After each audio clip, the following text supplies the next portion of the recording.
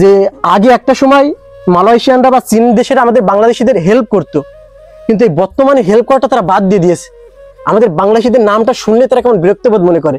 ভাই কিছুদিন আগেও এই মালয়েশিয়ার মতো মাটিতে একজন বাংলাদেশি রুমে হঠাৎ স্ট্রোক করে মারা যায়।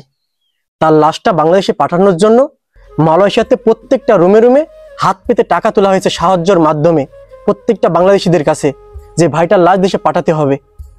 আসলে ভাই আমরা কতটা পিছিয়ে, আমরা কতটা এখনো পিছিয়ে আছি ভাই, যে যেই রেমিটেন্স ফাইটারগুলো বিদেশের মাটিতে শ্রম আর কষ্ট করছে, পরিশ্রম করছে ভাই, সেই মানুষটা হঠাৎ মারা যাওয়ার পরেও মানুষের কাছে সাহায্য তুলে ওই লাশটা দেশে পাঠাতে হচ্ছে।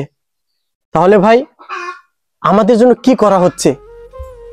আমাদের জন্য আসলে কি কিছু করা হচ্ছে?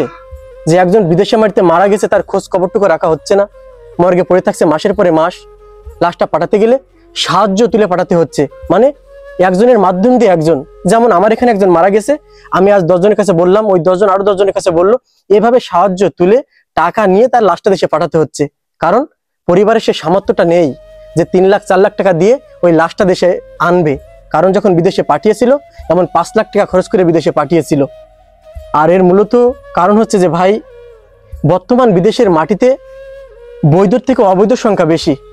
কারণ অনেক সময় দেখা যায় যে এজেন্সি বলে রিয়েল কোম্পানি, কিন্তু রিয়েল কোম্পানি হয় না, সাপ্লাই কোম্পানি বা অন্যান্য কোম্পানি পড়ে যায়, সেখানে বেতন থাকে না, কাজ করায় বেশি বেতন দেয় না, এই কারণে অনেক মানুষ অবৈধ হয়ে পড়ে। কারণ অবৈধ হয়ে যখন পড়ে, যখন কাজ থাকে না, ওই মানুষগুলোই বেশি হৃদরোগ, হঠাৎ করে এই ব্রেন স্ট্রোকের মতন রোগে বা সড়ক দুর্ঘটনায় মারা যায়। যে আগে একটা সময় মালয়েশিয়ানরা বা চীন দেশের আমাদের বাংলাদেশিদের হেল্প করতো, কিন্তু এই বর্তমানে হেল্প করাটা তারা বাদ দিয়ে দিয়েছে। আমাদের বাংলাদেশিদের নামটা শুনলে তারা কেমন বিরক্তবোধ মনে করে।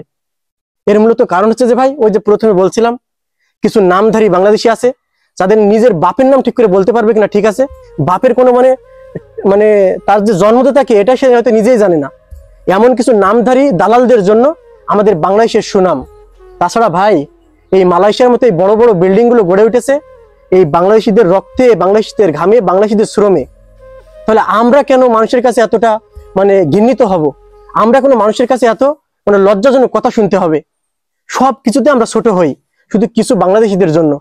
বিশ্বাস করেন ভাই, এই মালয়েশিয়ার মতো মাটিতে এই সুন্দর প্রকৃতির দেশটা গড়ে উঠেছে 90% এই বাংলাদেশিদের শ্রম কষ্টের বিনিময়ে।